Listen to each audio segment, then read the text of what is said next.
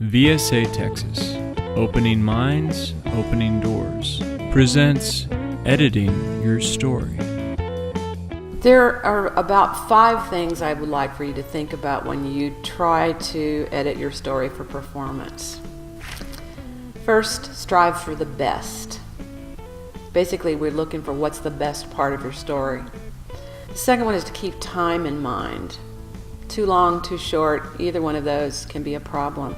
Then we have to sharpen the language so that every sentence supports the theme.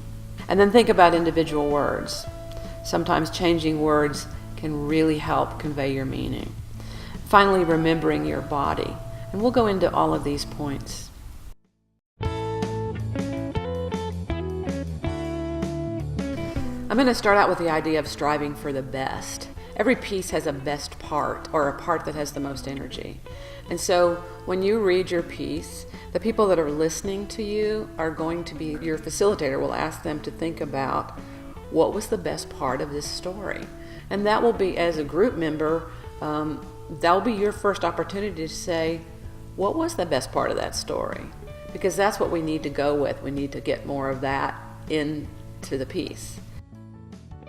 The sort of flip side of that is to reread it or read it together with the writer to find sentences that don't really add much detail or meaning to the piece. There are times when you'll have a story in your mind and it has a certain detail, like the car was red. It's not really, it's just the way you remember it, but it doesn't really have much meaning for the audience. So when you come to editing, those are the things that you can take out, the things that are in there because they're true, they're part of what you remember, but they don't really help the story move forward at all.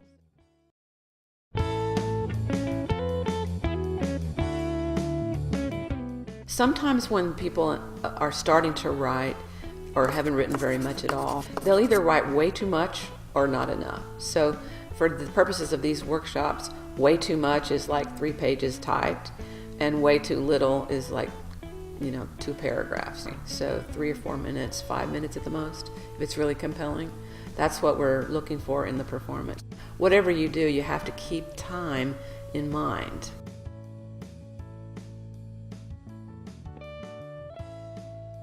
The next one is to sharpen the language so that everything supports the theme or the meaning. And you do that by, one of the way you do that is think about individual words. Sometimes one word can change the whole way an idea is put forward. You might have written, we went out to Baskin-Robbins and he really liked his ice cream. And that's a decent sentence, but think about what it would feel like if you said, we went to Baskin-Robbins and he devoured that ice cream. You've changed a word or two, but you've gotten a whole bunch more bang for your buck there. So that's what we're going to look at for where could we sub out a sort of passive word with a word that has a little more energy and power to it.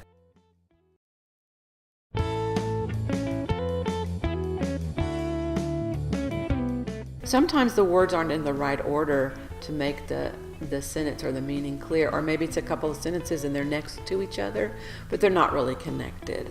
You could say, she never went to movies as a sentence, and then her mother didn't go to movies. And those are 2 perfectly good sentences, but maybe there's a connection there. Maybe it's, she never went to see movies because her mother never took her. We have to think about, are the sentences just there beside each other? Are they connecting? And also, sometimes inside the sentences, the first part of the sentence means something, the second part of the sentence means something else, and you've got to find the connection there. So you think about putting things in the right order so the meaning becomes as clear as it can.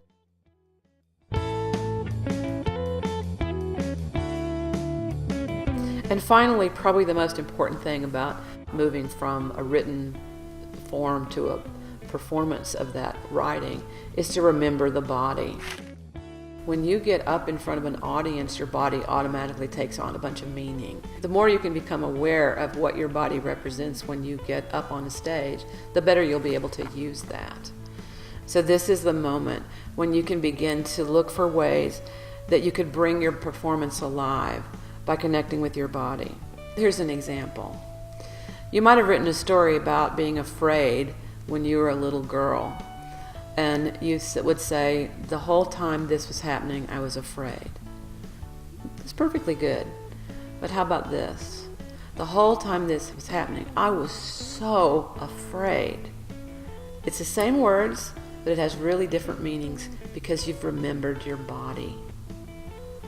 For more information on the Opening Minds, Opening Doors project, please visit our website at www.vsatx.org/OMOD or call us toll-free at 1-866-489-8412.